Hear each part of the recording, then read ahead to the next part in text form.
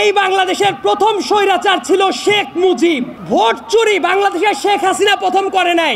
গুম, খুন, প্রশাসনিক দৌরাত্ম্য, প্রশাসনিক লুটপাট, এই একটা কাজও শেখ হাসিনার হাত দিয়ে শুরু করা না। প্রত্যেকটা কাজ শেখ মুজিবের হাত দিয়ে শুরু করা এবং এটাকে শিল্পের পর্যায়ে নিয়ে গেছে শেখ হাসিনা। আসসালামু আলাইকুম। আজ থেকে 1 বছর আগে সোহরাওয়ার্দী উদ্যানে কোনো প্রোগ্রাম হবে, সেই জায়গায় প্রাণ খুলে সালাম দিতে পারবো, এই ব্যাপারটা ছিল অবিশ্বাস্য রকমের ঘটনা। কারণ শুধুমাত্র সালাম দেওয়াটাকে কেন্দ্র করে কত মানুষকে নিপীড়ন চালিয়েছে ডাইনি শেখ হাসিনা, তার কোনো হিসাব নাই।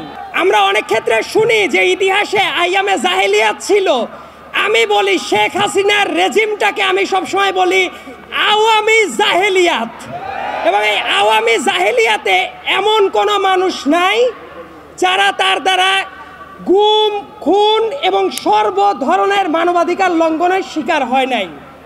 আজকে মায়ের ডাকের প্রোগ্রাম যখন উন্মুক্ত পরিবেশে হচ্ছে, গত বছরও যদি এইটাই উন্মুক্ত পরিবেশে করার চেষ্টা করা হতো, আমি নিশ্চিত এই জায়গায় দাড়ি টুপিওয়ালা মানুষ যতজন আছেন তাদের অর্ধেককে ধরে নিয়ে যাওয়ার জন্য হাসিনার এজেন্সির লোকগুলো এই জায়গায় বসে থাকতো। বাংলাদেশে মুক্ত পরিবেশ এসেছে কিনা সেটা বোঝার আগে আক্ষেপের জায়গাটা হলো, অনেকগুলো বাচ্চা আছে যাদেরকে আমি বেশ কয়েক বছর ধরে চিনি, অনেকগুলো আহত মানুষ আছেন যারা আজকে বসে আছেন। এই মানুষগুলোর কান্না কি আমরা মুছে দিতে পারছি কি না? এই কান্না যতদিন না মুছে দেওয়া হবে, আমার কাছে মনে হয় ততদিন পর্যন্ত মুক্ত বাংলাদেশের দাবি করাটা আমাদের কাছে হবে খুবই অনৈতিক একটা কাজ। অনেকে অনেক আক্ষেপ করেন যে এত মানুষ মেরে ফেলার পরেও শেখ হাসিনার ভেতরে এবং তার দলের লোকদের ভেতরে কোনো রিমোর্স বোধ নাই কেন? আমি বলি ওদের দলের ভেতরে রিমোর্স বোধ থাকা উচিত না। তার কারণ ফ্যাসিবাদ আওয়ামী লীগের ডিএনএর ভেতরে আছে। শেখ হাসিনা হঠাৎ করে 2024 সালে এসে স্বৈরাচারী হয়ে যায় নাই। 2011 সালে পঞ্চদশ সংশোধনী যেদিন করেছে ওই দিন থেকেই শেখ হাসিনা স্বৈরাচার ছিল। এমনকি শেখ হাসিনা নতুন করে বাংলাদেশে কোনো কিছু করে নাই। এই দেশের তরুণ প্রজন্মকে একটা জিনিস ভুলিয়ে দেওয়া হয়, 72 থেকে শুরু করে 1975 সালের ইতিহাস। এবং খুবই স্পষ্ট ভাষায় বলতে গেলে এই বাংলাদেশের প্রথম স্বৈরাচার ছিল শেখ মুজিব। এই কথাটা বলতে অনেকে দ্বিধান্বিত হয়ে পড়ে এখনো। ভোট চুরি বাংলাদেশের শেখ হাসিনা প্রথম করে নাই। 1973 সালের 7 মার্চের ইলেকশনে ভোট চুরি হয়। গুম, খুন, প্রশাসনিক দৌরাত্ম্য, প্রশাসনিক লুটপাট, এই একটা কাজও শেখ হাসিনার হাত দিয়ে শুরু করা না। প্রত্যেকটা কাজ শেখ মুজিবের হাত দিয়ে শুরু করা এবং এটাকে শিল্পের পর্যায়ে নিয়ে গেছে শেখ হাসিনা। এই যে এত চেতনার কথা বলে, মুক্তিযুদ্ধের চেতনা, অমক চেতনা, তমক চেতনা, মুক্তিযোদ্ধাদের পরে কি শেখ হাসিনা সিম্প্যাথি দেখিয়েছে কখনো?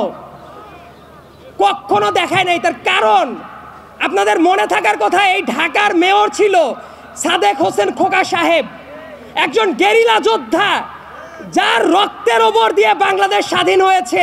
সেই সাদেক হোসেন খোকাকে স্বাধীন বাংলাদেশে এসে মরার সুযোগ দেয় নাই ওই স্বৈরাচারী শেখ হাসিনা। তার আশেপাশে যত মানুষ থাকতো প্রত্যেকটা মানুষ লুটপাটের অংশীদার ছিল।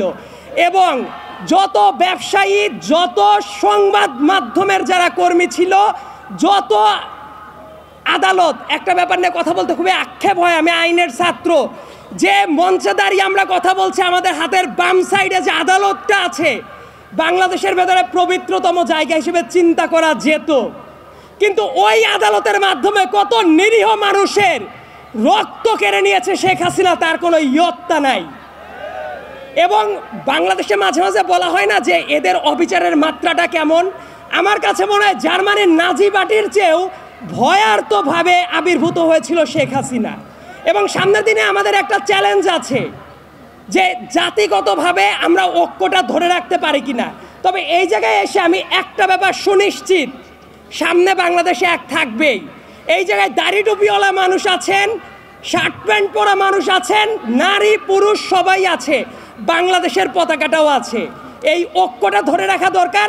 সবাই থাকবে এই বাংলাদেশে, সবাই রাজনীতি করতে পারবে। শুধুমাত্র শেখ হাসিনা এবং তার সাঙ্গপাঙ্গরা এই বাংলাদেশে আর পুনর্বাসিত হতে পারবে না। এই ব্যাপারটা নিশ্চিত করা আমাদের অত্যন্ত জরুরি। এবং এই ব্যাপারটা নিশ্চিত করা আমাদের সবার পবিত্র